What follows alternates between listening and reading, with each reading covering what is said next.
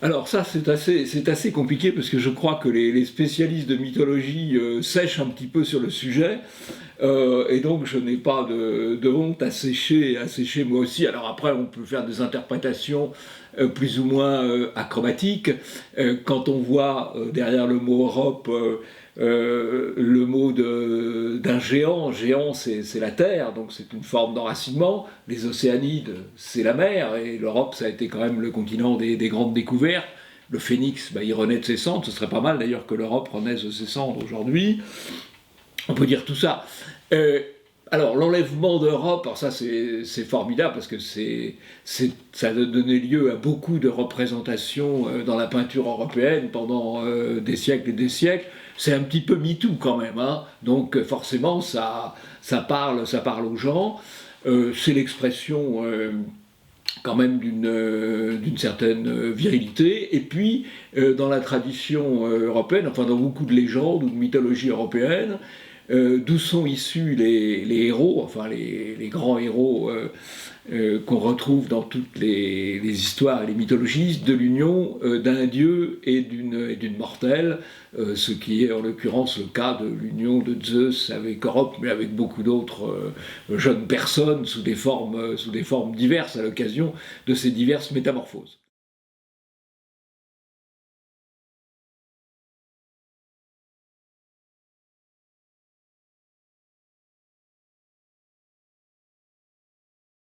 Je suis un peu dubitatif sur la localisation à la fois des berceaux de l'humanité et du berceau même de l'Homo sapiens, parce que j'ai vu au cours de 40 ou 50 ans qu'il avait tendance, ce berceau, à se promener sur des roulettes.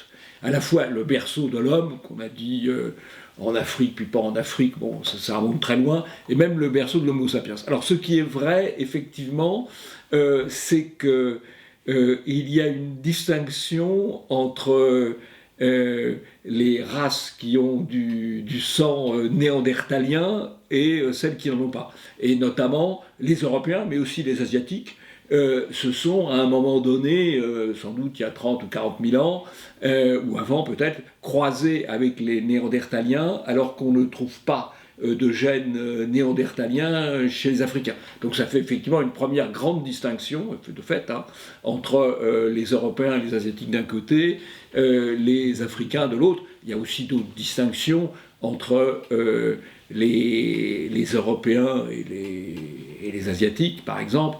Bon, tout ce qui est du domaine des races a tendance à être tabou aujourd'hui, mais on sait très bien qu'il y a des différences au niveau des résultats en termes de quotient intellectuel ou d'appréhension du monde, qu'il y a aussi des différences en matière de réaction à différents médicaments, par exemple, ou à l'exposition au risque de différentes maladies. Donc il y a manifestement des différences génétiques entre les populations.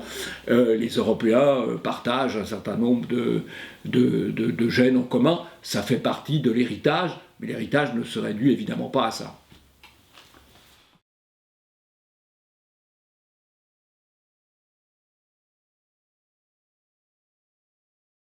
Il y a l'héritage indo-européen est extrêmement puissant dans l'héritage européen.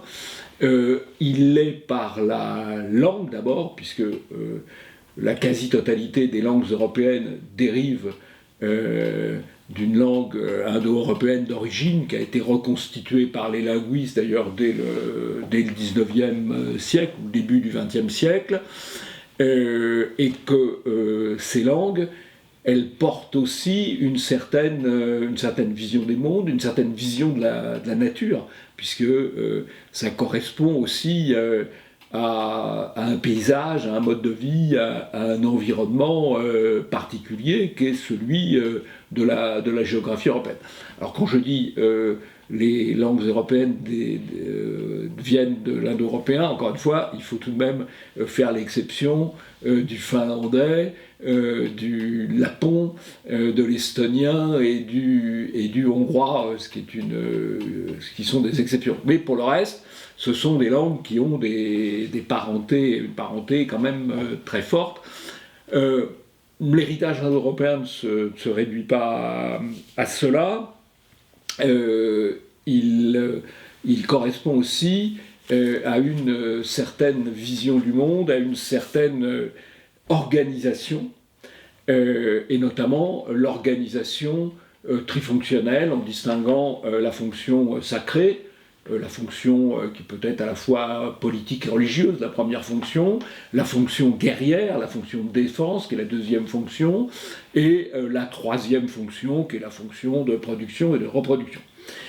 Dans la logique des mythologies indo-européennes, ces trois fonctions sont à la fois hiérarchisées, on parle de la première fonction, de la deuxième fonction et de la troisième fonction, mais la logique, c'est quand même le complément entre ces différentes fonctions, l'harmonie entre ces différentes fonctions. Je prendrai deux exemples. Un, dans le panthéon germanique, la société des dieux est organisée après la guerre entre les As, dieux de la première et de la deuxième fonction, et les Van, dieux de la troisième fonction. Mais après la guerre, il y a la réunion des différentes forces, et c'est ça qui constitue la société. Dans l'histoire romaine mythique, qui traduit donc avant véritablement, c'est-à-dire au tout début de l'histoire romaine, les quatre rois qui se succèdent, il y a aussi une représentation de ces trois fonctions, puisque les deux premiers rois représentent la fonction de souveraineté, magique puis politique, donc sous deux formes différentes, puis le troisième roi exprime la fonction guerrière, et le quatrième roi amène la richesse, la production.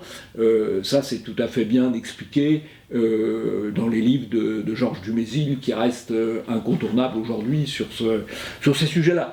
Alors, c'est pas seulement une histoire du passé, parce que la distinction entre les trois fonctions, elle reste pertinente aujourd'hui. C'est probablement d'ailleurs un des problèmes de la société européenne, qu'il y a une espèce de disparition des deux premières fonctions au profit de la troisième, qui tend, fonction de production, la fonction de commerce, qui tend à envahir tout le spectre. Mais en dehors de cela, on retrouve ça de manière très très simple. Si vous regardez la majorité des drapeaux européens, ils sont sur la base de trois couleurs, et qui sont les couleurs qui correspondent aux trois fonctions. Vous avez même le drapeau français, c'est très simple. Le blanc, indépendamment de l'histoire avec laquelle c'est arrivé, hein, bien entendu, que je ne mésestime pas, le blanc c'est la souveraineté, le rouge c'est la guerre, et le bleu c'est la production. Et on retrouve ce mélange de couleurs, avec parfois du noir, avec parfois du jaune, dans différents pays européens. Certains y ont mis en plus des blasons, ce qui rajoute quelque chose peut-être d'un peu plus charnel, mais même ces drapeaux un peu simples, un peu froids, avec les trois couleurs, en fait, ça reprend, j'allais dire naturellement, cette distinction entre les trois fonctions. C'est pour dire que ça reste présent, ça reste pertinent, même si ça remonte quand même assez loin. La civilisation européenne, elle se trouve en Grèce, bien sûr. Elle se trouve aussi à Rome. Bon, Rome complète, avec le droit, avec l'organisation, avec l'Empire. La Grèce est peut-être plus spéculative au départ, mais il ne faut pas non plus négliger les apports celtes et les apports germains. Alors c'est d'ailleurs assez amusant, les apports celtes et les apports germains, parce qu'ils ont longtemps été négligés, puis ils ont été négligés au profit, en gros, des humanités classiques. Hein. Et donc il y a eu un moment, je pense, au tournant des années 70-80, où il y a eu un certain intérêt pour cet héritage celte et germain. Je serais tenté de dire qu'aujourd'hui, on a tendance à revenir vers l'héritage des humanités classiques, l'héritage gréco-romain, dans la mesure où il a assez largement disparu et qu'il apparaît précisément particulièrement nécessaire de le retrouver aujourd'hui. Donc c'est quand même tout à fait pluriel, avec évidemment des parts différentes selon les différents pays, et le fait qu'on puisse se sentir plus ou moins attiré par telle ou telle partie de l'héritage.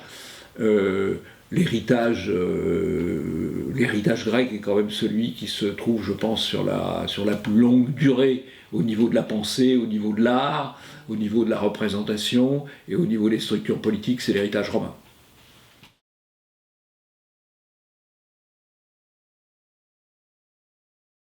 Alors, c'est effectivement une figure fondatrice, y compris, je serais tenté de dire, pardon, pour des raisons presque négatives. Il y a le livre d'Henri Pirenne, qui doit dater des années 30 maintenant et qui reste très pertinent, sur Mahomet et Charlemagne.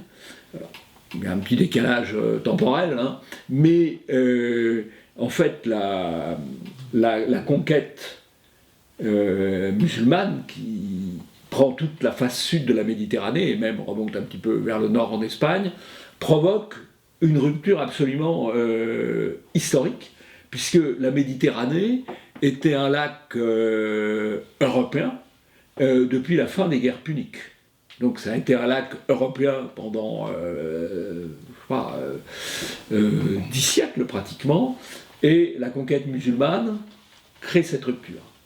Et face à cette conquête musulmane, Charlemagne, qui est le petit-fils de Charles Martel, reconstitue effectivement une force, un empire romain d'Occident, en quelque sorte, un nouvel empire romain d'Occident, et un nouvel empire européen, voilà, qui va ensuite se retrouver là aussi tout au long de l'histoire, parce que finalement, les héritiers de Charlemagne, on va les retrouver à la fois du côté des Capétiens, qui avaient aussi quand même quelques ancêtres carolingiens, et on va les retrouver du côté de ce qui est devenu l'empire allemand. Donc c'est vraiment à la matrice, en quelque sorte, d'une très grande partie de l'histoire européenne qui va suivre.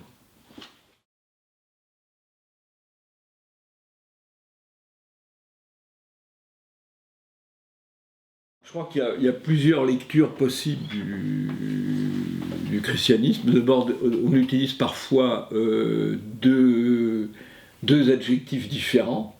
On peut parler d'helléno-christianisme ou de judéo-christianisme, ce qui donne deux perspectives quelque peu différentes.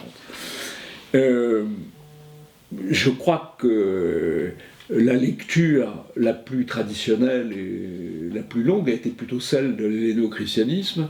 Les évangiles, au demeurant, ont été écrits en grec, ce qui est quand même pas quelque chose de négligeable comme fait. Il y a eu effectivement, peut-être depuis Vatican II, une poussée de ce qu'on pourrait appeler le judéo-christianisme, qui effectivement est peut-être peut apparaître davantage de ce point de vue-là en opposition avec une certaine forme de vision européenne des choses. Alors je crois qu'il y a dans le christianisme il y a évidemment des oppositions théologiques et philosophiques avec le monde antique, ça c'est tout à fait clair. On peut dire qu'il y a la morale du péché a un peu supplanté l'éthique de l'honneur, ça fait partie des contradictions qu'on peut tout à fait relever. Il y a donc des éléments de rupture, il y a aussi des éléments de continuité. Il y a des éléments de continuité dans une vision incarnation. La religion chrétienne, le catholicisme en particulier, c'est l'incarnation. C'est Dieu qui se fait homme. Dans l'Antiquité, c'était plutôt les dieux qui étaient faits à l'image des hommes. Enfin, c'est quand même une même logique d'incarnation. C'est une logique de représentation. C'est d'ailleurs une rupture très importante du christianisme par rapport à ce qu'on appelle les monothéismes. C'est que le christianisme pratique la représentation, que le judaïsme ne pratique guère et l'islam encore moins. Donc ça c'est aussi quelque chose, c'est une religion trinitaire. Et on retrouve, c'est donc un monothéisme particulier, on retrouve d'ailleurs la Trinité, on retrouve quand même des éléments qu'on peut aussi interpréter en termes de tripartition ou de trifonctionnalité. Là encore, c'est aussi un monothéisme avec les saints, dont certains sont quand même des incarnations de héros ou de personnages mythiques qui les précédaient. Je cite dans Européen d'abord la vallée des Saints en Bretagne, qui est un lieu tout à fait exceptionnel que je vous recommande d'aller voir, où il y a sur une colline l'objectif de représenter les 1000 saints bretons. Sur les 1000 saints bretons, il doit y en avoir que 4 ou 6 qui sont réellement homologués, dont mon saint patron d'ailleurs, saint Yves, mais enfin les autres ne sont pas homologués, mais ça fait partie aussi du merveilleux. Il y a la figure de la Vierge Marie qui a une importance tout à fait essentielle, qui se construit d'ailleurs au fur et à mesure de l'évolution, enfin de l'histoire du catholicisme. Il y a les lieux sacrés, ce sont souvent les mêmes. C'est sur des sommets qu'on va trouver des églises romaines, des églises romanes, pardon, où il y avait avant peut-être des temples. Ce sont des sources. Il y a vraiment une géographie du sacré qui s'inscrit dans la longue histoire de l'Europe. Il y a le calendrier aussi. Le calendrier liturgique, c'est aussi un calendrier qui reprend très souvent les dates de fêtes antérieures, qui pouvaient être romaines ou celtiques, par exemple. Donc il y a des éléments de rupture, c'est à mon avis indéniable, hein, peut-être notamment en particulier sur le plan philosophique. Par contre, il y a beaucoup d'éléments de continuité dans la matérialité des choses, dans la réalité dont les choses sont vécues, ce qui a d'ailleurs pu poser un problème avec les conséquences de Vatican II, qui ont eu tendance à balancer par-dessus bord toute une série de formes de religiosité finalement assez enracinées. Voilà.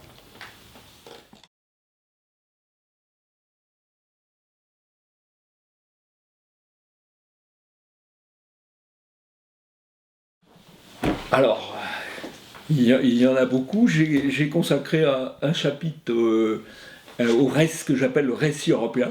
Dans le récit européen, d'ailleurs, je crois qu'il y a deux choses. Il y a le récit culturel, où il y a l'ensemble des vagues artistiques qui se propagent sur l'ensemble de l'Europe, hein, depuis les oppidums celtiques, en passant par les amphithéâtres des théâtres romains, puis les églises romanes, le gothique, les châteaux forts, les palais Renaissance, les églises baroques. Enfin, il y a une histoire culturelle commune de l'Europe.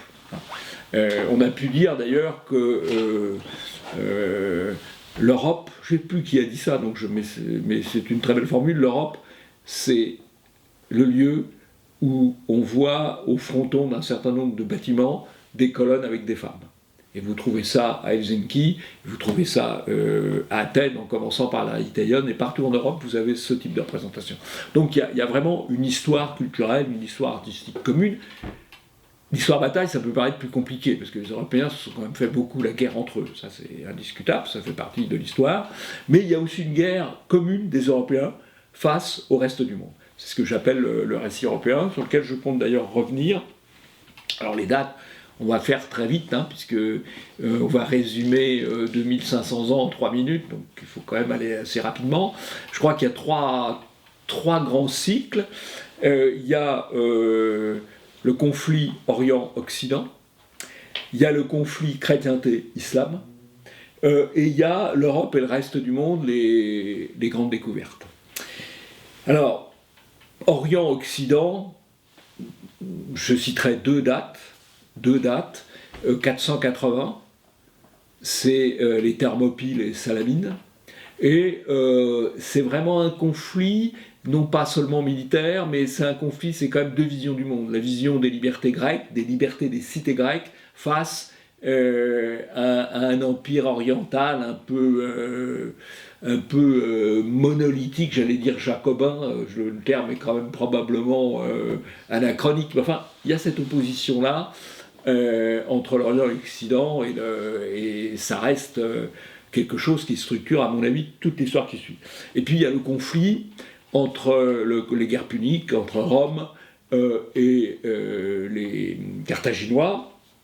Je n'ai pas trouvé une grande bataille. Je pense que la bataille décisive, c'est la bataille de Zama, en 202, où les Romains gagnent la deuxième guerre punique.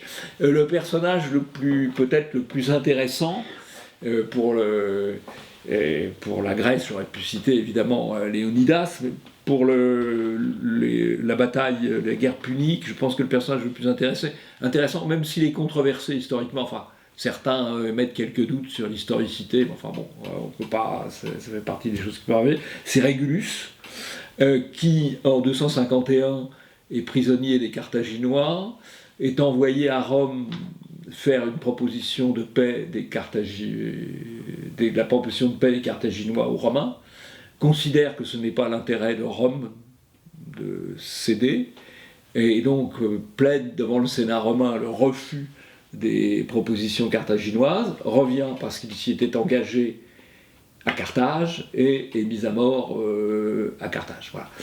Ça, c'est une forme d'héroïsme européen. Est-ce que c'est tout à fait... Il y a beaucoup d'écrits historiques qui le disent. Bon, certains mettent en doute la réalité des faits, mais l'histoire, en tout cas, est assez belle, parce que elle prouve que les Romains ont gagné en refusant finalement une sorte de paix blanche. Et c'est comme ça qu'ils ont fait de la Méditerranée, notre mer, un lac européen.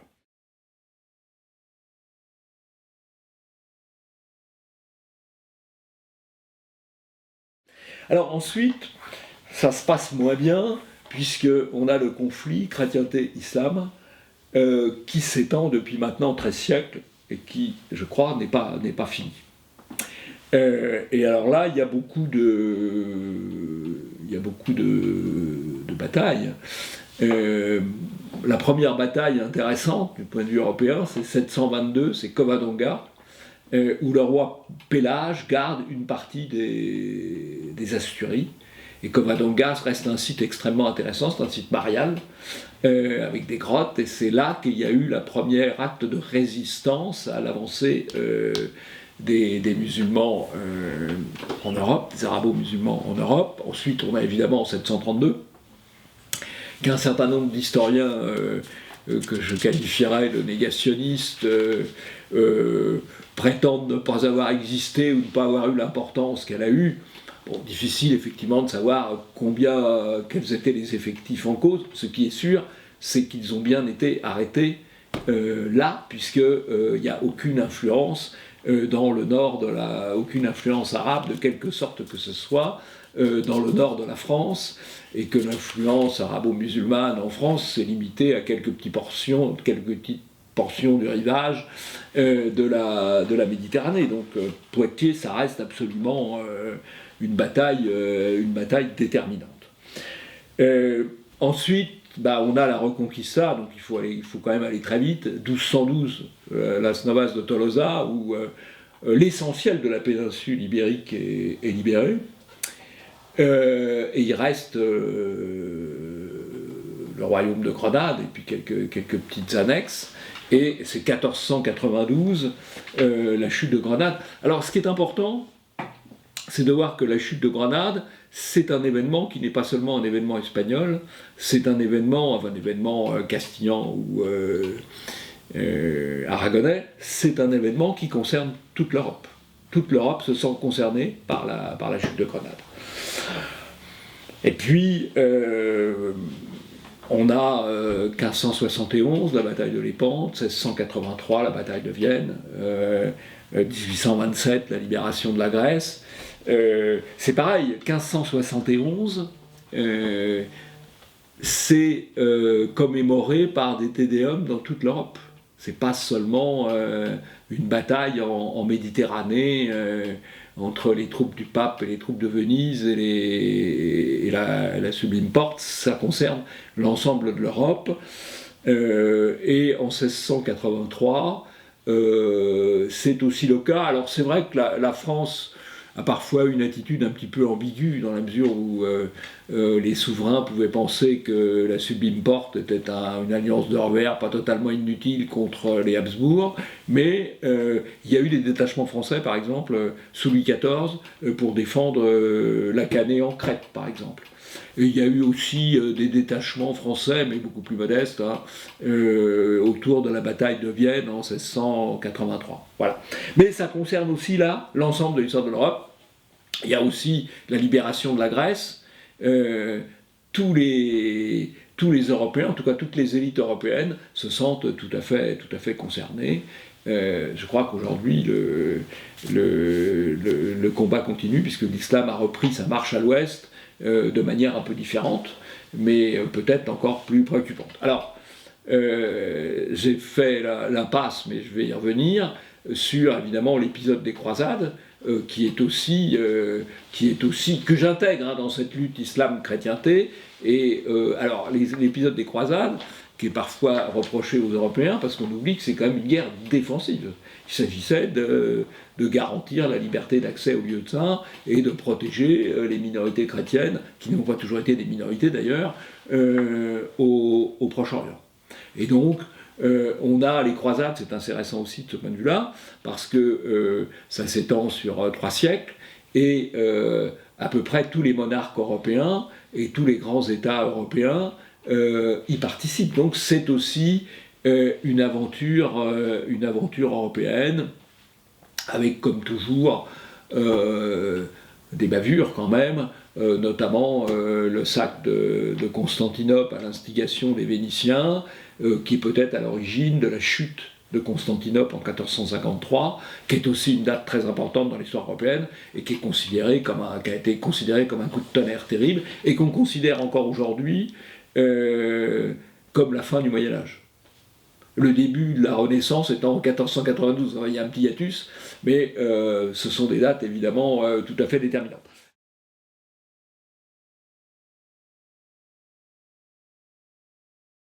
Ce cycle de grandes découvertes, tel qu'il a été fait au départ par les Portugais, c'est d'abord la découverte des courants marins et de la manière de naviguer, puisqu'il ne suffit pas de descendre en cabotant le long des côtes de l'Afrique, il faut ensuite pouvoir remonter. Ça, c'est ce que les Portugais ont su faire, et ensuite, eh bien, ils ont pu découvrir l'ensemble du monde, et notamment réaliser avec Magellan en 1521 le premier tour du monde. Ça, c'est un événement évidemment tout à fait majeur.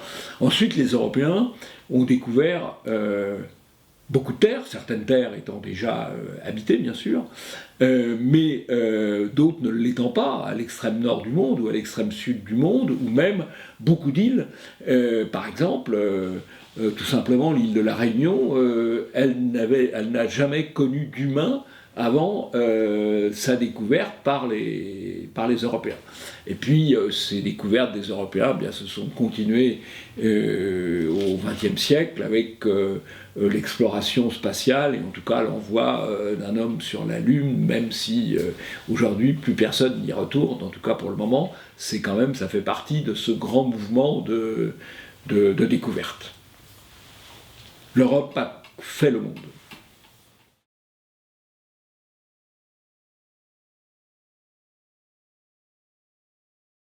Je ne le crois pas. Je crois que la différence entre la culture protestante et la culture catholique a évidemment son importance, mais je ne crois pas qu'elle s'oppose à l'unité de l'Europe. Je vais prendre deux exemples particuliers à l'appui de mon point de vue.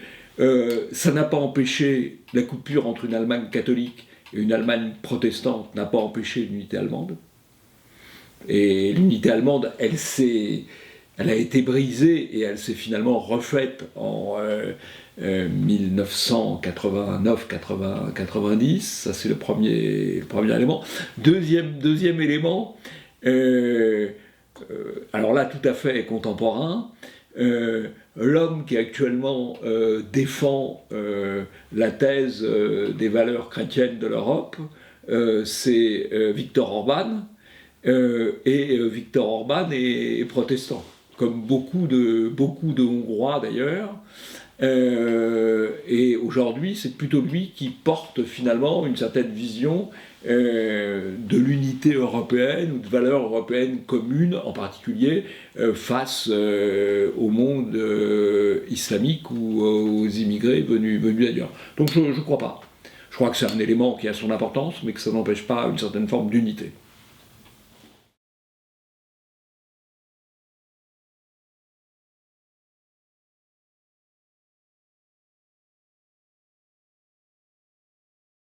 Je pense que ce qui marque le XXe siècle, de manière absolument radicale, c'est la guerre de 14. D'ailleurs, Dominique Vénère a fait un livre très important, très intéressant sur le siècle de 14, où il voit dans la guerre de 14 l'effondrement du monde traditionnel. À la fois du monde traditionnel tel qu'il pouvait être incarné par un certain nombre de monarchies, comme la monarchie autrichienne, mais aussi un monde traditionnel que pouvait d'une certaine façon incarner la Troisième République. Et donc la guerre de 14 procède à un effondrement, et elle est suivie d'ailleurs immédiatement par toute une série de livres qui posent la question de la crise de civilisation. C'est la formule de Valéry, nous autres civilisations, nous sommes mortels, etc. Mais c'est aussi le livre de Spengler, Déclin d'Occident, c'est le livre de Minjon sur le déclin de l'Europe. Il y a vraiment une question en termes de civilisation. Et à partir de cet effondrement, je trouve qu'il est assez naturel que des gens qui puissent venir de la rive gauche ou de la rive droite se posent le problème de l'Europe. La guerre de 14 est perçue d'un certain point de vue comme une guerre civile inter-européenne dont objectivement les Européens ne sont pas aujourd'hui revenus ni remis, ce qui explique d'ailleurs à mon avis que la commémoration de la guerre de 14 a été très peu construite, voire déconstruite. Alors il y a des raisons idéologiques à ça, mais indépendamment de cela, il y a le fait que c'est perçu comme une guerre de destruction, une guerre industrielle aussi, où là où il pouvait y avoir l'héroïsme individuel et l'héroïsme guerrier qu'il y a pu avoir, il y a un certain nombre de figures qui ont pu l'incarner, que ce soit Junger côté allemand ou le capitaine Conan côté français et d'autres, mais c'est quand même une guerre industrielle où la majorité des tués sont tués parce qu'ils ont reçu un obus ou un éclat d'obus. Donc il y a un peu une perte de sens, je pense, à la suite de la guerre de 14, une crise de conscience dont objectivement les Européens aujourd'hui ne sont pas encore remis, et ce qui peut expliquer que des gens venus d'horizons différents se posent la question de l'Europe, d'une certaine forme d'unité européenne, surtout qu'en même temps qu'il y a cette guerre civile, cette guerre intra-européenne, il y a une montée des forces extérieures, et quand même entre la situation de l'Europe et des puissances européennes en 1914 et la situation des puissances européennes aujourd'hui, il y a une régression absolument considérable.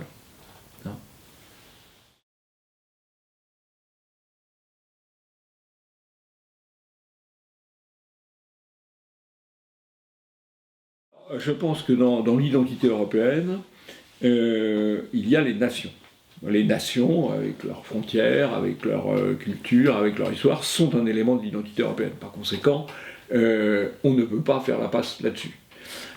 Personnellement, je suis assez critique vis-à-vis de certains excès du souverainisme, que je considère parfois comme ayant une vision purement formelle des choses, parce que la souveraineté c'est bien, mais la souveraineté sans l'identité, ça n'est pas grand-chose. Mais en même temps que je dis ça et que j'écarte le souverainisme négateur de l'identité tel qu'il peut être promu par certains, je considère que les nations sont un élément d'identité européenne, et par conséquent, je ne crois pas réaliste, souhaitable ou souhaitable un super État européen. Et donc je pense que la bonne forme d'entente européenne, parce que en même temps, face au monde tel qu'il est, avec des hyperpuissances comme la Chine, comme les États-Unis, comme la Russie aussi, il y a une logique, ou il devrait y avoir une logique à une entente européenne pour défendre des intérêts communs, de civilisation commune sur un espace finalement assez réduit. Mais plutôt dans le cadre d'une confédération que dans le cadre d'une autre structure. Mais je crois que l'essentiel, en l'occurrence, c'est d'être conscient de l'identité. Si les différents Européens ne sont pas conscients de leur identité commune, de ce qu'ils partagent comme identité commune, il ne se fera rien. Et que l'Union européenne actuelle, à mon avis, fait beaucoup de mal à l'idée d'Europe. Voilà. Mais je ne pense pas qu'il faille jeter l'idée d'Europe en même temps que le bébé de l'Union européenne. Non, je crois que les Européens, quelle que soit d'ailleurs la nation à laquelle ils appartiennent, aujourd'hui, ils ne souffrent pas d'un excès d'identité, ils souffrent d'un manque d'identité. Et que par conséquent, moi je pense que les identités, elles sont complémentaires. Un petit peu, vous savez, comme les poupées russes. On a besoin d'identité locale, on a besoin d'identité régionale, on a besoin d'identité nationale, et on a besoin d'identité européenne parce que c'est une identité de civilisation commune. Et qu'il ne faut pas les opposer, mais au contraire les construire les unes après les autres. Et aujourd'hui, on est dans une situation où on cherche à balayer toutes les identités, dans un espèce de magma indifférencié, où on ne connaîtrait que l'individu indifférencié et le monde de l'autre côté. Donc je pense que les différents échelons, en quelque sorte, de l'identité, de l'expression culturelle et même de l'expression politique ont leur légitimité.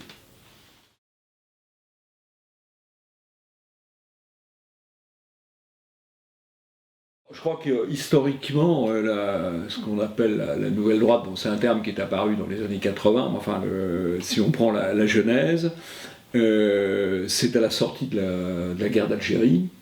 Un certain nombre d'hommes, j'allais dire d'hommes et de femmes, mais c'est plutôt des hommes, qui prennent acte de la fin de l'épisode colonial et qui anticipent le fait que la décolonisation des Européens qui quittent l'Afrique peut s'accompagner de l'arrivée d'Africains ou de musulmans de l'autre côté. Et donc il y a une espèce de prise de conscience identitaire, ethnique, à la fin des années 60. Voilà.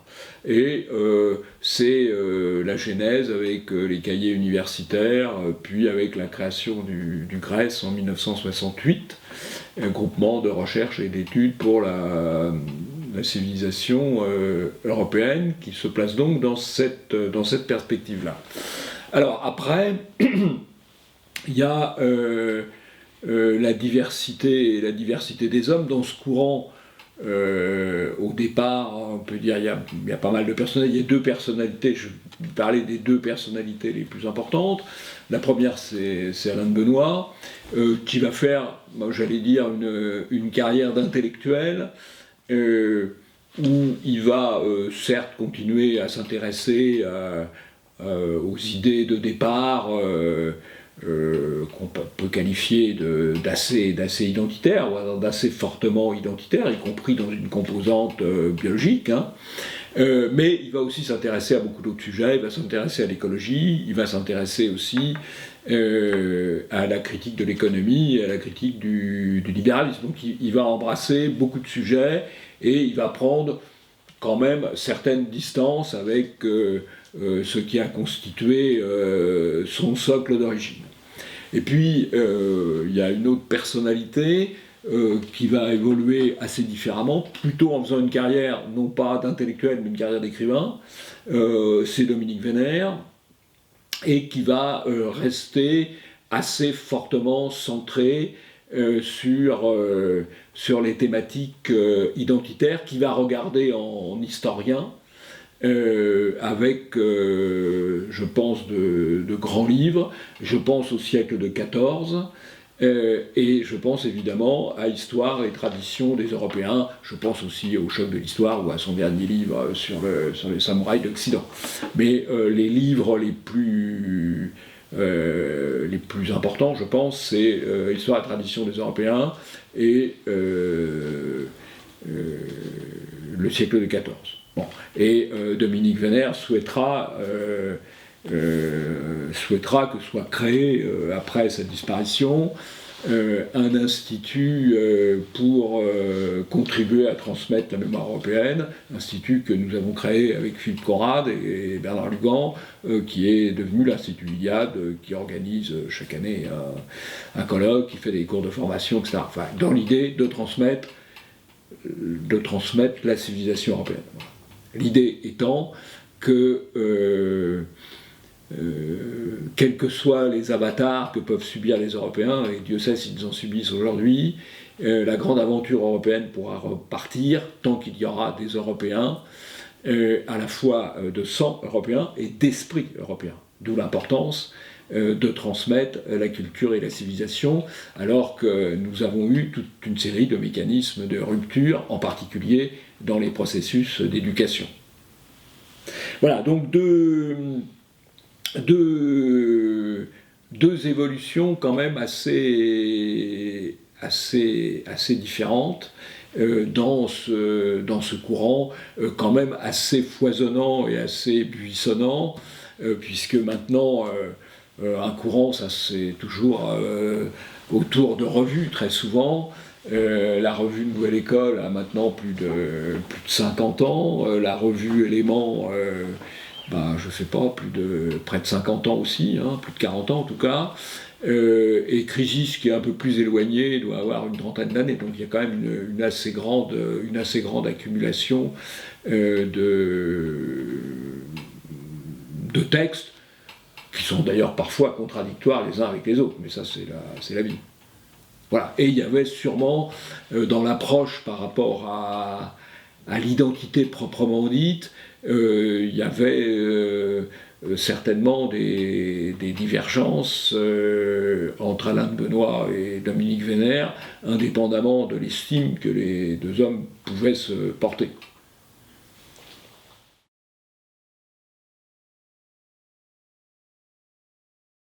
Alors écoutez, je ne me suis jamais senti aussi peu européen que quand j'ai siégé au Parlement européen. Voilà. Qui était, enfin je pense que c'est toujours le cas, une formidable machine mondialiste et décérébrante. Voilà. Donc de ce point de vue-là, l'Union européenne telle qu'elle fonctionne est a-européenne et anti-européenne. Ceci étant, ça ne condamne pas plus l'Europe que l'État français aujourd'hui ne condamne la France. Parce que l'État français aujourd'hui, il est a-français et anti-français. Et moi qui me suis longtemps défini comme un homme de l'État, étant sorti comme fonctionnaire après avoir fait l'ENA, je considère qu'aujourd'hui, l'État aussi d'ailleurs, est un instrument contre la France. De même que l'Union européenne est un instrument, de fait, contre l'Europe. Pourquoi ? Parce que les élites dirigeantes sont des élites mondialisées et déracinées, et qui veulent imposer leur monde au peuple dont ils viennent. Il y a un livre très intéressant sur l'identité, qui est celui de Samuel Huntington, non pas Le choc des civilisations, qui est intéressant aussi, mais Qui sommes-nous d'Huntington, qui est vraiment un très grand livre. Et Huntington définit la superclasse mondiale, c'est-à-dire les gens qui dirigent, que millions de personnes dans le monde, comme étant plus proches les uns des autres que du peuple dont ils sont issus. Et c'est le problème des élites urbaines aujourd'hui, des élites urbaines mondialisées. Ça touche aussi d'ailleurs, d'un certain point de vue, les pays d'Europe de l'Est, qui sont restés un peu plus enracinés, mais où est-ce qu'on vote mal en Pologne, on vote mal à Varsovie et à Cracovie. Où est-ce qu'on vote mal en Hongrie, on vote mal à Budapest. Il y a un problème avec les élites urbaines mondialisées. Les élites urbaines mondialisées qui dirigent les États, enfin sauf les États d'Europe de l'Est, peut-être l'Italie aujourd'hui et l'Autriche y échappent aussi, et qui dirigent évidemment l'Union européenne. Voilà. Donc actuellement, mais si vous voulez, je pense que le problème principal de l'Union européenne, c'est pas tant ces structures elles-mêmes que l'idéologie qui les anime. Voilà. Simplement, c'est un système quand même extrêmement puissant, et donc qui contribue à renforcer tout ce qui est mal dans les différents pays européens. Moi, j'ai connu quelqu'un qui travaillait comme consultant pour l'Union européenne, et donc qui intervenait dans des pays qui allaient rejoindre l'Union européenne, et il disait, c'est assez désolant d'entendre ça, je travaille à détruire ce que j'aime. Donc l'Union européenne, elle est a-européenne, anti-européenne, et l'État français, il est a-français, anti-français.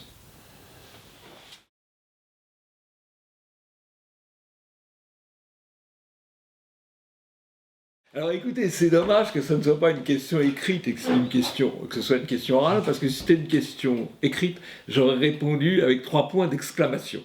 Donc je pense que c'est une question un petit peu provocatrice, bien sûr. Non, c'est une catastrophe. C'est une catastrophe sur tous les plans, c'est une catastrophe économique, c'est une catastrophe sur la sécurité, c'est une catastrophe sur l'environnement. C'est une catastrophe. Voilà. Bon, j'ai fait un livre d'ailleurs, Immigration, la catastrophe, qui visait la France, mais qui évidemment s'appliquait à tous les autres.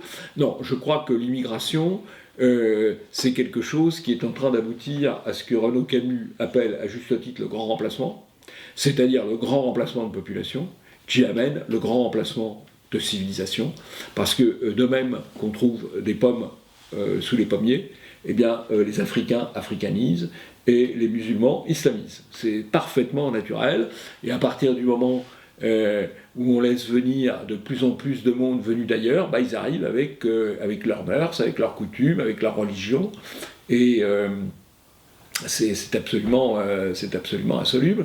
Vous avez aujourd'hui, malheureusement, des pans du territoire français, mais aussi britannique ou allemand, qui échappent complètement à la loi commune. Et Zemmour a raison de dire que la charia remplace le code civil en Seine-Saint-Denis, par exemple, dans une partie du territoire. Donc non, l'immigration n'est pas une chance.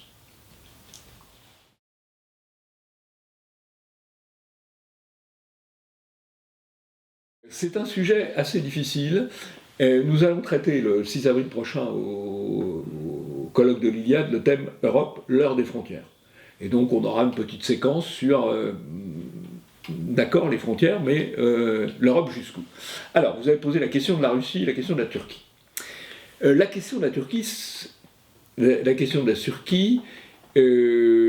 c'est pas si simple que ça, puisqu'il y a un petit bout de l'autre côté du Bosphore qui est quand même géographiquement européen. Et puis, la côte d'Ionie a longtemps été grecque, elle a longtemps été européenne, elle est presque restée, elle est restée même jusque dans les années 20. Aujourd'hui, la Turquie, c'est un grand pays musulman dont la politique consiste à reprendre la politique du Grand Turc et à s'étendre à l'ouest par l'immigration. Donc la Turquie n'est pas du tout en Europe aujourd'hui, elle ne l'est pas elle ne l'est pas culturellement, elle ne l'est pas politiquement. Voilà, ça me paraît tout à fait clair. La Russie, c'est un pays européen, mais je crois que, autant voyez-vous, sur le protestantisme, je crois qu'on peut passer sur la coupure protestantisme-catholicisme, autant la coupure par rapport à l'orthodoxie me paraît beaucoup plus forte, parce qu'elle est ancrée quand même dans la longue durée. Elle reprend d'ailleurs, bon, même si les frontières ne sont pas exactement les mêmes, elle reprend aussi en partie la frontière de l'Empire romain, même si le catholicisme est allé plus loin à l'ouest que l'Empire romain. Donc je crois qu'il y a quand même une coupure et qu'il y a donc une Europe, on va dire, une Europe occidentale, un peu, qui peut aller d'ailleurs jusqu'à la Baltique, hein. Et il y a la Russie, c'est un monde européen, mais c'est un monde européen différent, et géopolitiquement, je crois qu'il y a des univers, il y a l'univers chinois, il y a l'univers russe, il y a l'univers de l'Europe occidentale, il y a l'univers américain. Mais que la Russie, l'Europe de l'Atlantique à l'Oural, c'était un projet géopolitique du général de Gaulle qui visait plutôt avoir la Russie comme contrepoids à la surpuissance américaine. Donc c'est un projet géopolitique tout à fait respectable, mais il y a quand même une différence. Ce sont deux Europes différentes. Voilà la réponse que je vous ferai sur cette question.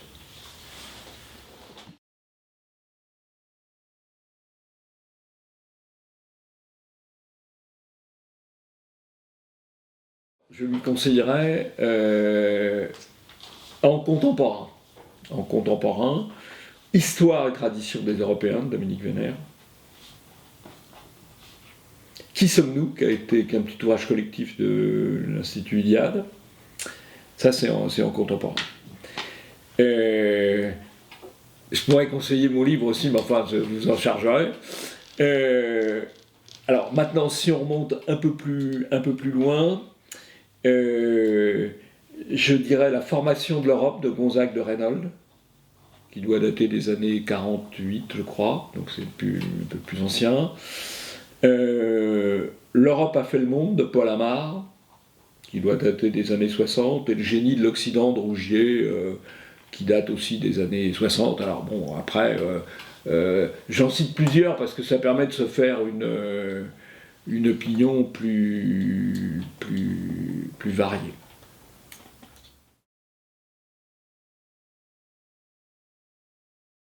L'Europe a quand même de gros soucis à se faire, puisqu'elle est en recul géopolitique, et elle est en recul démographique, et elle est en voie de colonisation. Donc l'Europe a vraiment du souci à se faire. Ceci étant, l'Europe a du souci à se faire aussi parce que c'est des institutions qui sont censées la défendre. Les institutions européennes sont totalement impopulaires, pour des raisons qu'on a données, et aussi pour des raisons plus politiques, puisque très souvent, beaucoup de politiciens en France ou ailleurs, disaient on est obligé de faire ça à cause de l'Europe, alors que tout simplement, c'était la politique qui voulait mener, et ils trouvaient pratique de dire oui, c'est pas nous, c'est fait ailleurs. Donc, l'Europe est mal vue à cause de l'Union européenne, l'Europe est en situation de crise extrêmement profonde, et en même temps, je pense que les Européens sont conscients de ce qu'ils ont en commun. Et c'est assez intéressant de voir que pour les élections européennes qui vont avoir lieu en juin prochain, je pense qu'il va y avoir dans différents pays européens une expression disant nous voulons le retour des frontières. Et quand ils veulent le retour des frontières, franchement, c'est pas pour empêcher le voisin immédiat de venir, c'est pour empêcher celui qui n'est pas voisin et qui vient de loin de rentrer.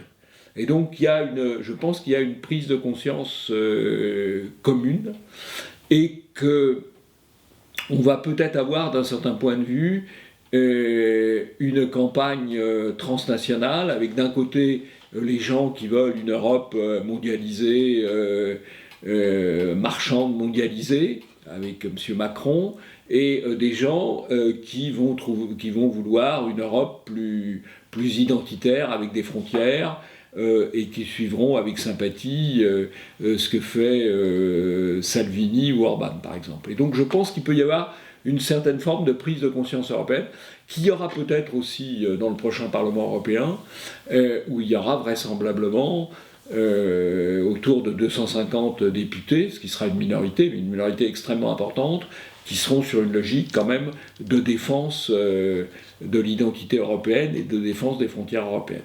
Donc on peut espérer peut-être un basculement. Puis l'Europe aujourd'hui, elle est plus portée, les Européens, ils se portent mieux à l'Est qu'à l'Ouest pour le moment.